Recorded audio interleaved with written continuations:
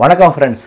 ரீசெண்டாக பார்த்தீங்கன்னா shawarma and burger பார்த்தீங்கன்னா சாப்பிட்டு நிறைய பேர் இறந்துட்டாங்க, அங்கே இறந்துட்டாங்க, இங்கே இறந்துட்டாங்க. நம்ம நியூஸில் நிறைய பார்த்துட்டு இருக்கோம். உண்மையிலேயே வந்து சவர்மாவும் பர்கரும் உடம்புக்கு அவ்வளோ கெடுதலா, அது வந்து ஆளையே காலி பண்ணுற அளவுக்கு அதில் வந்து தீங்கு இருக்கா அப்படிங்கிறத நம்ம இந்த வீடியோவில் வந்து அலச போகிறோம். ஸோ இது வரைக்கும் சேனலை சப்ஸ்கிரைப் பண்ணுங்கள், பெல் பட்டனை கிளிக் பண்ணுங்கள், மறக்காமல் இதுக்கு ஒரு லைக் பண்ணுங்கள், பிடிச்சிருந்தா உங்கள் ஃப்ரெண்ட்ஸுங்களுக்கு ஷேர் பண்ணுங்கள். சவர்மா அப்படிங்கிறது இப்போது ரீசெண்டாக ரொம்ப வந்து ஒரு பாஸ்ட் ஒரு 15 இயர்ஸில் ரொம்ப ஃபேமஸ் ஆகி ரொம்ப பேருக்கு ரொம்ப பிடிக்கும். குழந்தைகளுக்கெல்லாம் பார்த்திங்கன்னா ரொம்ப விரும்பி சாப்பிட ஆரம்பிச்சிட்டாங்க. அதே மாதிரி பர்கரும் சரி. இது ரெண்டுமே வந்து இப்போ வந்து கிட்ஸை வந்து ரொம்ப டார்கெட் பண்ண ஒரு ஃபுட் ஐட்டமாக இருக்குது. ஆனால் ரீசெண்டாக பார்த்திங்கன்னா இதில் தான் நிறையா கான்ட்ரவர்சிஸ்லாம் வந்துட்டுருக்கு. இந்த மாதிரி ஃபுட்டு வந்து ரொம்ப டேஞ்சர் ஆகி நிறைய பேர் செத்து போயிடுறாங்க அப்படின்னு சொல்லிலாம் வந்து சொல்கிறாங்க. 1-2 நியூஸ்லலாம் நம்ம பார்க்குறோம், ஒரு குழந்தை செத்து போயிடுச்சு, அங்கே ஒரு குழந்தை செத்து போயிடுச்சு அப்படின்னு சொல்லி. ஸோ இப்போ வந்து இதில் வந்து உண்மையிலே அவ்வளோ தீங்கு இருக்கா, அது வந்து குழந்தைகளுக்கெல்லாம் கொடுக்கவே கூடாத ஒரு உணவா அப்படிங்கிற ஒரு டவுட் வருது.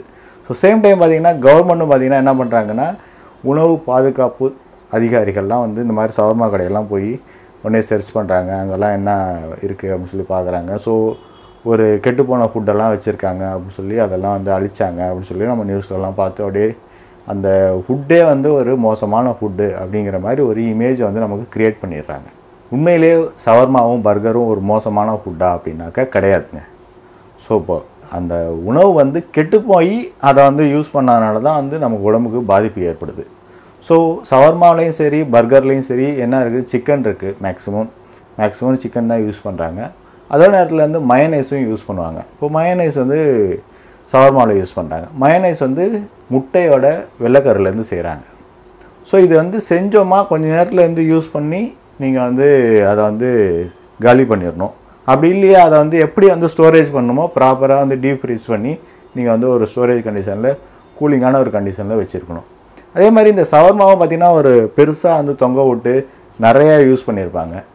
ஸோ அது எல்லாமே வந்து உங்களுக்கே ஒரு டவுட் வரும், இந்த கடையில் வந்து இவ்வளோ மாட்டியிருக்கானே, ஒரே நாளில் இவ்வளவும் விற்றுருமா அப்படின்னு சொல்லி உங்களுக்கு ஒரு டவுட் வரும். எனக்கு கூட நிறைய நேரம் வந்திருக்கு.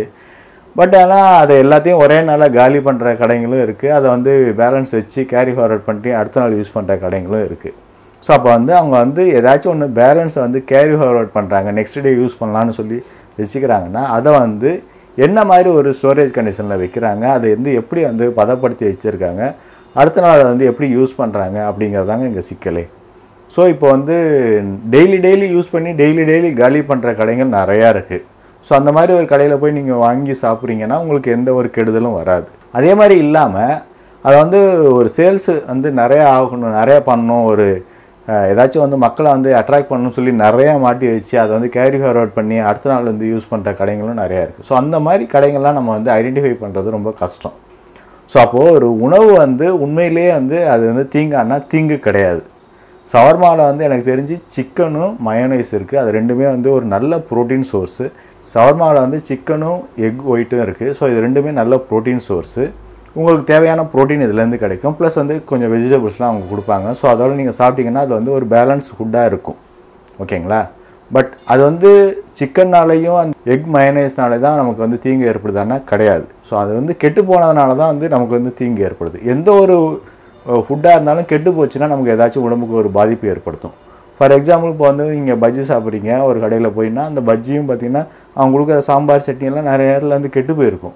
ஸோ அப்போ வந்து அதை சாப்பிடும்போதே உங்களுக்கு வந்து அந்த கெட்டு போன ஒரு ஃபீல் கிடைக்கும். நீங்கள் என்ன பண்ணுவீங்கன்னா அதை சாப்பிட மாட்டீங்க.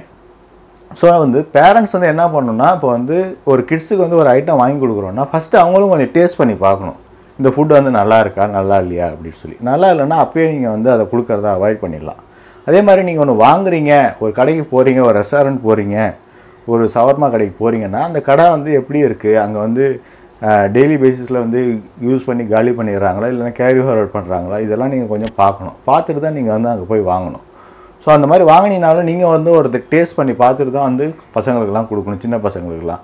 அந்த மாதிரி இல்லாமல் இப்போ என்ன நடக்குதுன்னா, இவங்க வாங்கிட்டு வந்து பசங்க கேட்குறாங்கன்னு சொல்லி அப்படியே கொடுத்துட்றாங்க. இவங்க டேஸ்ட் பண்ணி பார்க்குறதே கிடையாது. அந்த குழந்தைங்களுக்கு அது கெட்டு போச்சிங்கன்னு தெரியவே இல்லை.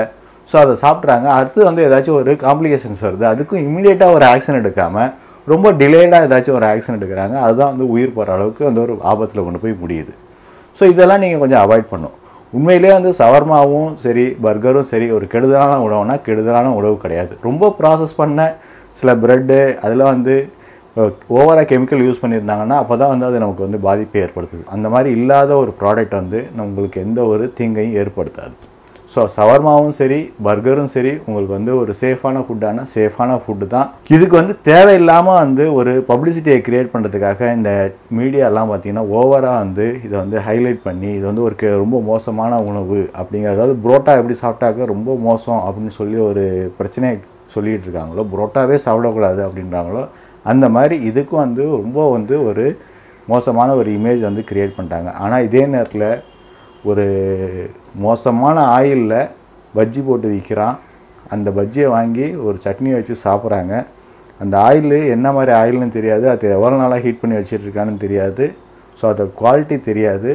ஸோ அந்த பஜ்ஜி வந்து அவ்வளோ மோசமாக இருக்கும். அந்த கடை சைடு போனீங்கனாலே அந்த ஆயில் தீஞ்சு போன ஸ்மெல்லு வரும். ஆனால் அதெல்லாம் வாங்கி சாப்பிடும் பொழுது யாரும் வந்து எந்த ஒரு இஷ்யூவையும் க்ரியேட் பண்ணுறதே கிடையாது. அங்கெல்லாம் இந்த உணவு பாதுகாப்புத்துறை அதிகாரிகள்லாம் போய் சர்ச் பண்ணுறாங்களா, செக் பண்ணுறாங்களா, அதை வந்து கெட்டு போன ஆயிலை யூஸ் பண்ணிகிட்டு இருக்கான் அப்படின்லாம் கண்டுபிடிக்கிறாங்களான்னு தெரியல. ஸோ இது வந்து ஒரு பர்டிகுலராக ஒரு சென்சேஷன் க்ரியேட் பண்ணோம் அப்படிங்கிறதுக்காகவே வந்து க்ரியேட் பண்ணுற ஒரு சமாச்சாரமாக தான் இருக்குது. ஸோ நீங்களும் சரி எல்லோரும் சரி ஷவர்மா பர்கர் எல்லாம் வாங்கி சாப்பிடுங்க. நல்ல குவாலிட்டியான ப்ராடக்டாக இருக்கா அப்படின்னு, நல்ல குவாலிட்டியான கடையாக இருக்கான்னு செக் பண்ணிவிட்டு வாங்கி சாப்பிடுங்க. ஓகே ஃப்ரெண்ட்ஸ், இந்த வீடியோவில் உங்களுக்கு வந்து ப்ரீஃபாக ஒரு எக்ஸ்ப்ளனேஷன் கொடுத்துருக்கேன். பிடிச்சிருந்தா லைக் பண்ணுங்கள், உங்கள் ஃப்ரெண்ட்ஸுங்களுக்கு ஷேர் பண்ணுங்கள். சேனலை இது வரைக்கும் சப்ஸ்கிரைப் பண்ணுங்கன்னா சப்ஸ்கிரைப் பண்ணுங்கள். மறுபடியும் ஒரு பெல் பட்டனையும் கிளிக் பண்ணி விடுங்க. மீண்டும் மற்றும் ஒரு முக்கியமான வீடியோவில் சந்திப்போம். மிக்க நன்றி.